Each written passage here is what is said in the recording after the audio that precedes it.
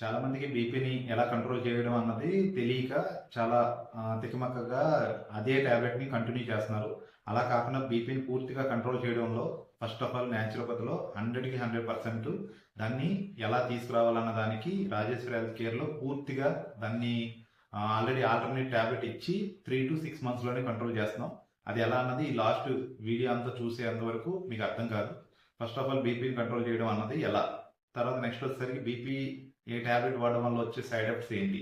అంటే బీపీ ట్యాబ్లెట్లు ఎక్కువగా వాడేయడం వల్ల ఫస్ట్ వచ్చే సైడ్ ఎఫెక్ట్స్ మన నరాల్లో ఉన్న బలం తగ్గిపోతూ ఉంటుంది. అలాగే బ్లడ్ సర్క్యులేషన్ సరిగ్గా జరగక మన కాళ్ళ దగ్గర తిమ్ములు రావడం, తల తిరగడం, అప్పుడప్పుడు ఎక్కువగా నీరసం కింద రావడం, ఆ బీపీ టాబ్లెట్ అయ్యేపోతే వాళ్ళు ఏ పని చేయలేని విధంగా తయారవుతున్నారు. ఇది సెకండ్ పాయింట్.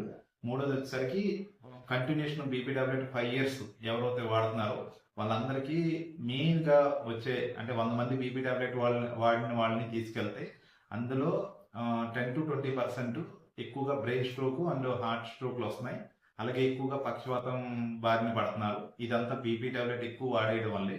అలాగే ఫోర్త్ వన్ వచ్చేసరికి మనం బీపీని పర్మనెంట్గా తగ్గించుకొని అసలు బీపీ టాబ్లెట్ వాడకుండా మనం తినే ఆహారం ద్వారా ఏమైనా తగ్గించుకోవచ్చా అని చాలామంది అడుగుతున్నారు. అలా ఆహారం వల్ల అన్నది కొంతవరకే జరుగుతుంది కానీ అందరికీ జరగలేదు ఇప్పుడున్న బిజీ షెడ్యూల్లో. అందుకని కంప్లీట్గా బీపీకి ఏదో ఒక సొల్యూషన్ అన్నది ఉండాలి ఆల్టర్నేట్గా, అది న్యాచురల్గా ఉండాలి. దానికి ఇప్పుడు న్యాచురోపతిలో కంప్లీట్గా బీపీని రీప్లేస్మెంట్ చేసే ట్యాబ్లెట్ అన్నది వచ్చింది. అది ఎవరైతే వాడుతున్నారో ఇప్పుడు నేను చెప్పిన సైడ్ ఎఫెక్ట్స్ ఏమీ లేకుండా జీవితాంతం అంటే లైఫ్ లాంగ్ వాడినా ఎటువంటి ప్రాబ్లం లేకుండా కంప్లీట్గా న్యాచురల్గా 100% వాళ్ళు హెల్తీగా ఉండే విధంగా నేను ఈ బీపీ టాబ్లెట్ని సజెషన్ చేస్తున్నాను. ఇది ఎలా ఏంటి అన్న దానికి మీరు రాజేశ్వరి హెల్త్ కేర్కి వస్తే నేను క్లియర్గా మీకు ఆ టెస్టులు ఉంటాయి. ఆ టెస్టులు చేసిన తర్వాత అది మీకు సజెషన్ చేస్తాను. Thank you so much.